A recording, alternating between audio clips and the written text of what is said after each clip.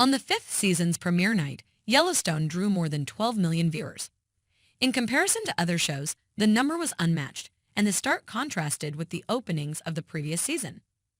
At that point, it was well known that Yellowstone was the most well-known show in the United States.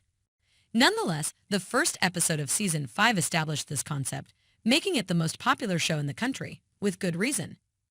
Yellowstone ticks all the important boxes and adds more, making it difficult to separate the situation from the acting and cinematography.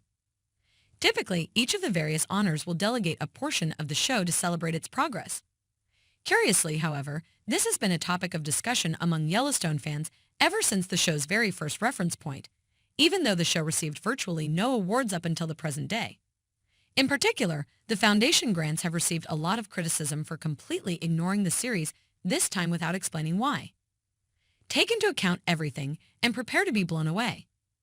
Evidently, the show's creator, Taylor Sheridan, is just as irritated as I am by the current situation and came to the conclusion that they should all be dropped.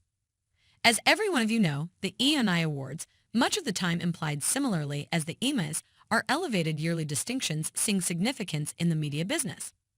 The Foundation of TV Expressions and Sciences is one organization that introduces them.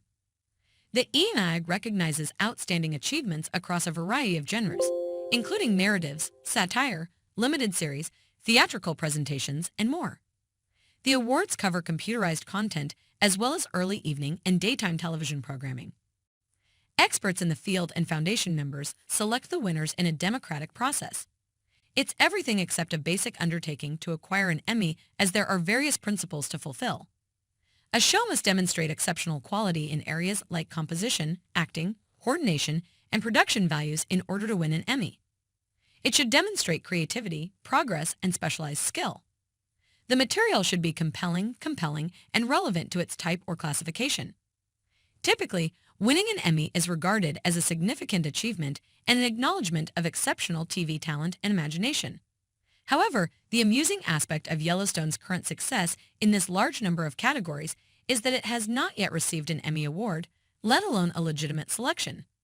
But does this imply that we are all making the wrong choice regarding Yellowstone and its achievements? Clearly not.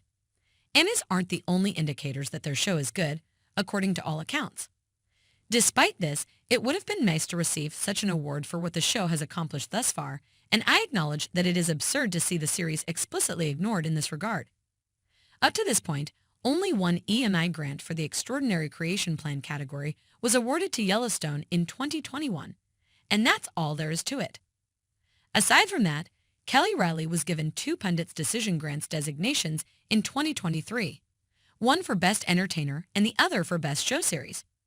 For a show like Yellowstone, even the choices are very limited, and there are virtually no successes, as may be obvious. Fortunately, Kevin Costner just won a Brilliant Glove in 2023 for his role in the series, which makes the Yellowstone establishment's honor tricks redeeming quality.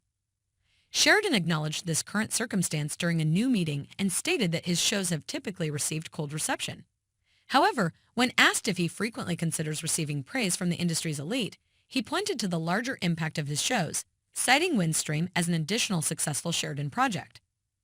A law was really changed by Wind Waterway, and now anyone who assaults an Indian reservation while a U.S. resident can be charged.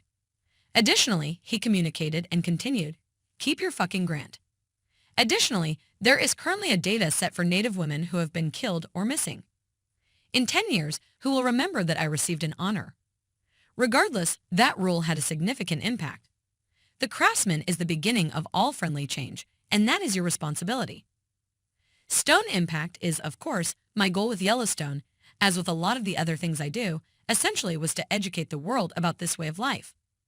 There are a lot of people who live in large urban communities and are not particularly precise.